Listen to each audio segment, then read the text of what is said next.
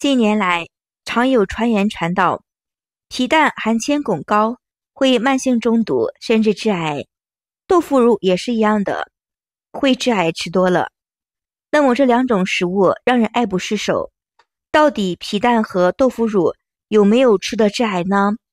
哪些人能吃，哪些人不能吃呢？今天让小林给大家详细的说一说，我们的皮蛋和豆腐乳究竟是怎么吃，或者是不能吃。皮蛋上的花纹是什么？对人体有害吗？对于皮蛋上的花纹来说，有部分的网友认为是因为皮蛋不干净导致的，吃多了对身体有害。松花蛋因其表面有很多的松枝样的花纹而得名。松花其实是蛋清蛋白在碱性的条件下的破解产生的一些蛋白质的镁离子的结合而成的晶体，经过了漫长的时间形成的结晶，并不是因为不干净所致，也不会对人体健康产生危害。皮蛋的含铅量高，会有慢性中毒，甚至致癌的。传统工艺中，皮蛋以鸭蛋为原料，加入了石灰、草木灰、盐、茶叶、食用碱等经过漫长的蛋白质分解形成的，并不是铅。经过了现代的技术改造，有些制作皮蛋的人会以黄丹粉加快了皮蛋的成熟过程，使皮蛋形成的漂亮的松花，可以防止蛋白质进一步的液化。黄丹粉的主要成分是氧化铅，在皮蛋制作的时间，一部分的氧化铅会渗进我们的蛋中的，确实可能会出现了铅超标的情况。我国早在2015年就改良制作了生产工艺的无铅皮蛋，不会在皮蛋的制作过程中添加了含铅的物质，所以目前市场上售卖的都是无铅的皮蛋，并不是重金属的超标问题。但是无铅皮蛋并不等于完全的不含铅，根据了国家的相关规定，皮蛋含铅的量不能超过 0.5 m 克，就能够标准无铅，对人体的健康不会有伤害。那为什么常年有人说吃皮蛋中毒？罪魁祸首其实是细菌滋生了食物中毒，尤其是沙氏霉菌的中毒。沙氏霉菌在自然界的广泛存在，但并不是耐热、高温可以杀灭。禽道一些的沙门氏菌经过排泄的污染蛋类，皮蛋腌制的温度不足以杀灭沙氏氏菌，酸碱环境均可存活。由于皮蛋加工的温度不够高，不能够起到了高温杀菌的作用，所以因使用了沙门氏菌的污染皮蛋，食物中毒的案例。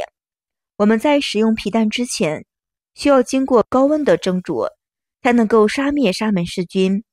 皮蛋的制作过程中，包括了新鲜的鸡蛋、鸭蛋、鹅蛋，经过了石灰、水、盐混合的处理，使蛋白质的脂肪发生了反应，从而形成了其特有的味道与颜色。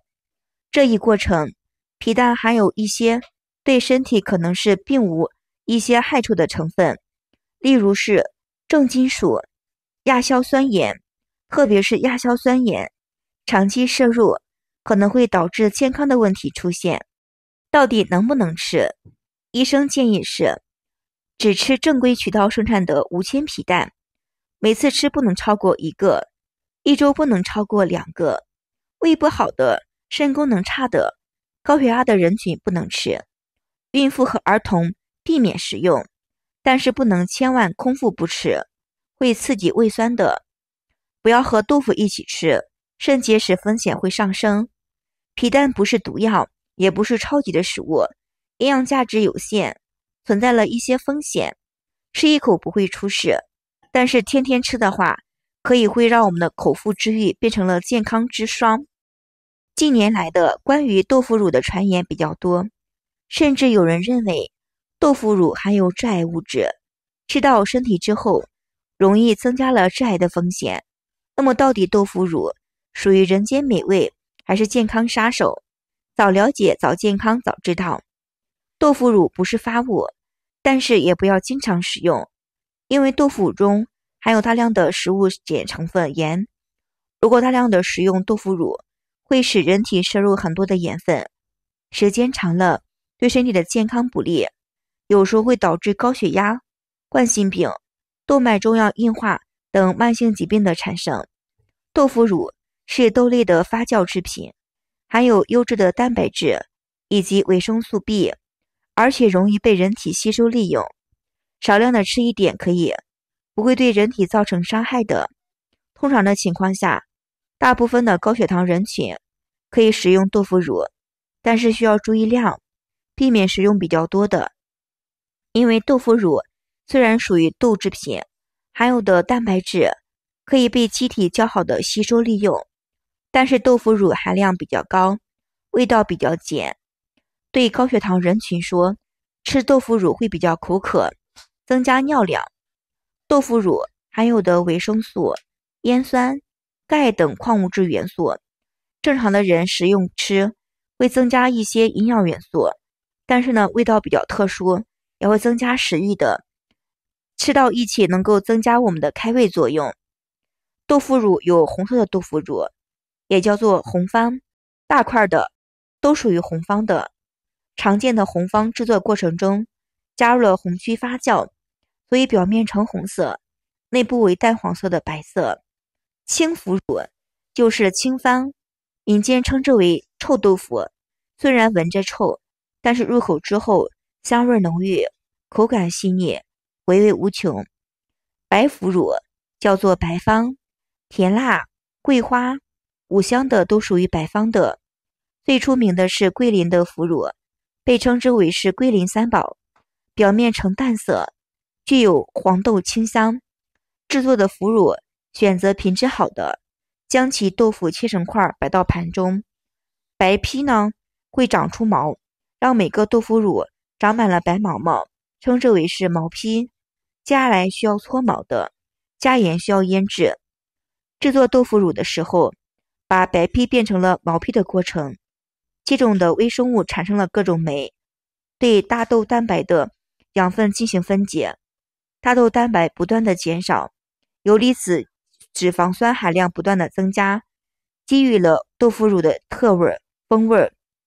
盐的增加不仅给予了豆腐乳咸香的口感，也能让豆腐乳块变硬，防止我们的一些变得时间长的味道消失。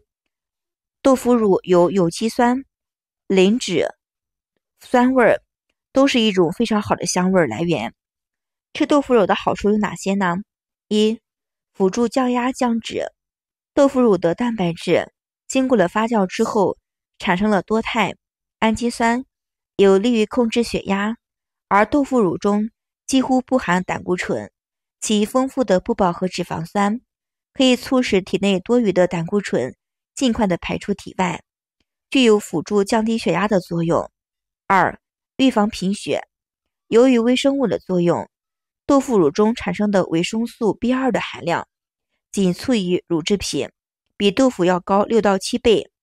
经常吃素食的人吃一些豆腐，能够预防贫血、预防老年痴呆的，是一种高食物的一些营养品。豆腐乳中的维生素 C、维生素 B12， 这里面的维生素通常的情况下在植物类的食物中不容易找到，所以说对于素食主义人群，经常吃豆腐乳可以预防恶性疾病的问题。三、增强记忆力。豆腐乳口感比较好，里面比较容易吸收的一些维生素 B 族，经常吃豆腐乳能够有效的起到了增强记忆力的作用。豆腐乳本身是一种发酵的产物，可以增加体内的营养，但是呢也不能过多使用，会出现水肿的情况。四、开胃消食。豆腐乳中含有的丰富蛋白质、植物蛋白经过了发酵，分解为氨基酸，产生了酵母，帮助人体消化，增进了食欲。一天吃一块豆腐可以开胃消食的好处。豆腐乳有很多种，常见的就是包括红豆腐乳、青豆腐乳、豆腐乳的种类不同，制作的过程中有很大的差别。不管是哪一种豆腐乳，制作的时候差别呢有区别的。最开始的时候放一点盐，这样的需求呢根据自己的口味调就好了。我们吃豆腐乳的时候，尽量用干净的筷子，这样容易保存的。以后我们大家想吃豆腐乳、想吃皮蛋的时候，要注意一下量是没有问题的。像网上说的一些致癌，那倒是没有的。所以呢，我们健康的吃一些还是不错的哟。好了，今天的故事就分享到这里了，非常感谢您的支持和喜欢，谢谢大家，我们明天视频再见。